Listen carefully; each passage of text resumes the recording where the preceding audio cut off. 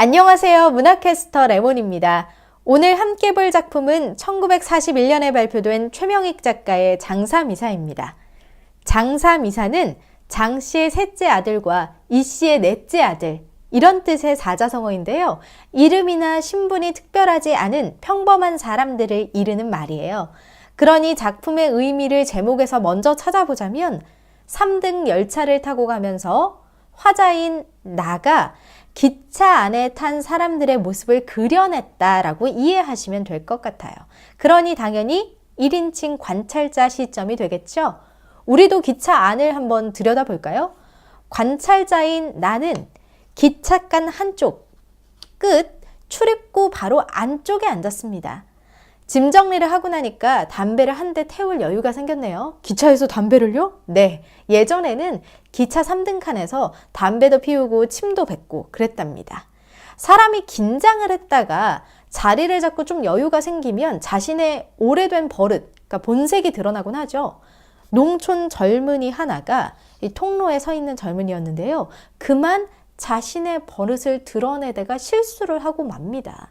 통로에 서 있던 젊은이가 침을 뱉었는데요. 하필이면 그 가래침이 나와 마주 앉은 중년 신사의 구두 콧등에 딱 하고 떨어진 거예요. 구두 주인이요, 가만히 있지 않습니다. 발을 쾅쾅 구르면서 그 침을 떨쳐내려고 애를 쓰고요. 나중에는 허공으로 발길질까지 하면서 자신이 얼마나 화가 났는지를 보여줍니다. 그 모습을 보던 젊은이는 완전 얼굴이 질렸어요. 미안하기도 하고 부끄럽기도 하면서 좀 기가 눌린 거죠. 뭐 그렇다고 사과를 안 하거나 한 건 아니에요. 젊은이의 동행이었던 아무래도 뭐 아버지겠죠. 노인이 짐에서 낡은 신문지를 한 줌 찢어가지고 젊은이에게 건네고 그걸 이제 젊은이가 최대한 좀 조심스러운 몸짓으로 신문지를 신사에게 건넸는데요. 신사는 그 손을 오히려 더럽다는 듯이 냉정하게 무시하더니 자기가 꺼낸 희고 깨끗한 종이로 구두를 닦는 거예요. 와, 젊은이가 모욕감에 얼굴이 그냥 시뻘개졌어요. 너무너무 민망하겠죠. 다른 사람들도 이 사람의 행동이 좀 지나쳤다고 생각했는지 눈살을 찌푸립니다. 특히 통로 너머에 나란히 앉은 당꼬바지가 그랬어요. 당꼬바지가 뭐냐면요. 허벅지 쪽이 좀 널널해서 움직이기 좋은 바지 있죠? 몸빼 바지 상상하시면 될 것 같아요. 그걸 입고 있었거든요. 당꼬바지 옆에 앉았던 가죽 재킷을 입은 젊은이도 중년 신사의 행동에 거슬렸나 봐요. 그래서 이 가죽 재킷 젊은이의 맞은편에 앉은 캡을 쓴 젊은이가 있었거든요. 그 젊은이에게 휴지 있어? 하고 묻고요. 캡을 쓴 젊은이가 있어 하면서 휴지를 꺼내주려고 하니까 일부러 휴지는 나도 있네 하고 휴지를 꺼내서 코를 팽 하고 풀어요. 자, 이 대화는 왜 일어난 거죠? 일부러 중년 신사 들으라고 한 얘기죠. 그러거나 말거나 중년 신사는 하품만 뻑뻑 해댑니다. 나는 중년 신사를 찬찬히 관찰하기 시작해요. 뒤룩거리는 눈, 넓적한 입, 불룩거리는 턱이 꼭 두꺼비처럼 생겼다라는 인상을 주지만 우리들 중에서 옷은 가장 잘 차려 입었고요. 퉁퉁한 배도 불룩거리는 것이 눈에 띄는 사람이었어요. 그는 몇 번 더 하품을 하더니 자신의 옆자리에 앉은 젊은 여인의 등 뒤에서 고량주병과 말린 고기를 꺼내서 마시고 먹기 시작하더니 또 막 쩝쩝대면서 먹어요. 이내 화장실로 가더라고요. 덩치가 커다란 중년 신사가 나가고 나니까 옆자리에 앉았던 여자가 눈에 더 확 띄는 거예요.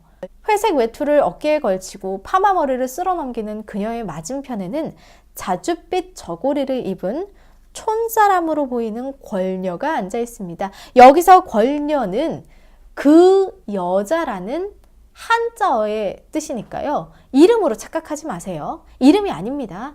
담배를 피우는 여자의 맞은편에 앉은 다른 여자를 가리켜서 권녀라고 이야기를 한 거예요. 자, 기차 타면 우리 항상 하는 게 뭐죠? 표 검사 받죠. 여기도 역시 차장이 돌아다니면서 표 검사를 하는데 일본어를 씁니다. 41년도에 발표된 소설이니까 아무래도 일제강점기를 배경으로 했기 때문에 그랬겠죠. 어쨌든 표를 가지고 있던 중년 신사가 화장실을 가는 바람에 살짝 곤란해지기는 하지만 이 젊은 여인은 별 탈 없이 넘어갑니다. 여인의 목소리를 들은 사람들은 대놓고 그 여인을 바라보며 이런 이야기를 시작합니다. 당꼬바지가 대뜸 만주로 북지로 댕겨보면 돈벌이는 색시장사가 제일인가 보더군. 여기서 색시장사라는 건 여자를 사고 파는 인신매매를 가리키는 거예요. 그랬더니 곁에 앉은 가죽 재킷이 아예 돈벌이야 좀 좋은가요? 근데 자본이 문제죠 하면서 사람을 놓고 은근히 놀리는 거예요. 이런 걸 약자에 대한 강자의 정신적 횡포라고 하는데요. 거기에서 나는 심한 역겨움을 느낍니다. 게다가 중년 신사가 있을 때는 아무 말도 하지 못했으면서 중년 신사가 잠깐 자리를 비운 사이에 신사에 대한 뒷담화를 펼치는 모습이 사실적으로 그려져서 더욱 눈살을 찌푸리게 합니다. 그 사이 신사는 문을 열고 다시 자리로 돌아옵니다. 화장실에 다녀와서 뭐 기분이 좋아졌는지 어쨌는지 모르겠지만요. 사람들을 향해서 사교적인 웃음을 보이면서 친근하게 말을 걸기 시작해요. 아유, 사람들이 이렇게 얄팍할 수가 없어요. 이야기를 듣자마자 아까 그렇게 욕을 하던 단꼬바지는 금세 사람 좋은 웃음을 띠면서 말을 주고받기 시작해요. 그러고는 노인의 제안으로 다 같이 아까 그가 마시던 술 있죠. 그게 좀 남았었거든요. 그 고량주를 나눠 마시게 되는데요. 와, 완전 친한 사람들인 줄 알았잖아요. 그렇게 삽시간에 서로 시끄럽게 떠들고 웃음을 주고받는 사이가 됩니다. 중년 신사는 술에 취했는지 본격적으로 자신의 인신매매 사업에 대해 자랑을 늘어놓기 시작해요. 뭐 힘든 점도 있지만 돈을 많이 번다. 하지만 여자들이 성화가 심하고 20-30명씩 거느리려면 참 힘들다. 뭐 이런 식으로 좀 거들먹거리는 거죠.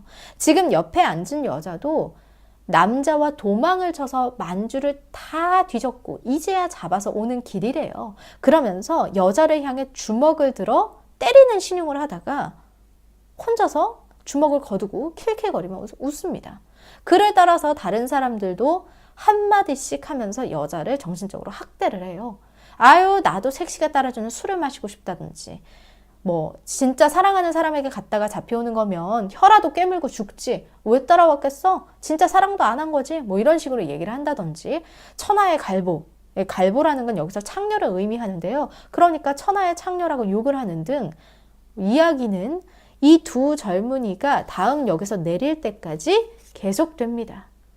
그 다음 S역에 다다른 신사는 누군가를 찾는 듯이 차창에 목을 쭉 내밀고 소리를 칩니다. 그 소리에 달려온 젊은이는 뺨을 맞으며 혼이 나는데요. 왜냐하면 옥주라는 여자가 있는데 그 여자가 도주를 했다는 소식을 중년 신사에게 전했기 때문입니다. 젊은이는 뺨을 맞고 아유, 형이 그래도 지금 잡아오는 길이라면서 오물거립니다. 신사는 그 역에서 내리고요. S역에서요. 그 자리를 방금 뺨을 맞은 젊은이가 이어받습니다. 젊은이는 열차가 움직이기 시작하자 아무 말 없이 여인의 뺨을 후려치기 시작해요. 아무 이유도 없어요. 그냥 때릴 수 있으니까 때리는 거죠. 여인은 말없이 화장실로 가는데요. 나는 그 여인이 무척 걱정되더라고요. 사랑하는 사람도 잃었죠. 그리고 다시 붙잡혀 왔죠. 폭력에 이렇게 매번 노출이 되는데 혹시나 화장실에서 스스로 목숨이라도 끊지 않을까 하고 걱정을 하는 거예요.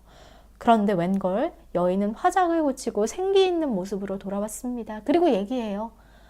옥주년도 잡혔어요? 그랬더니 젊은이가 너 인연들 둘이 트리했구나 이러는 거예요. 여기서 트리는 뭐냐면요. 평안도 사투리인데요. 둘이 같이 짰구나, 공모했구나 이런 뜻이에요. 트리야 뭘 했겠어요. 이제 만나면 더 반갑지 뭐. 아무렇지도 않게 이런 말을 주고받습니다. 나는요. 이런 여인의 말에 나는 웬 까닭인지 껄껄 웃어보고 싶은 충동을 겨우 억제하였다. 이 말로 소설은 끝이 납니다.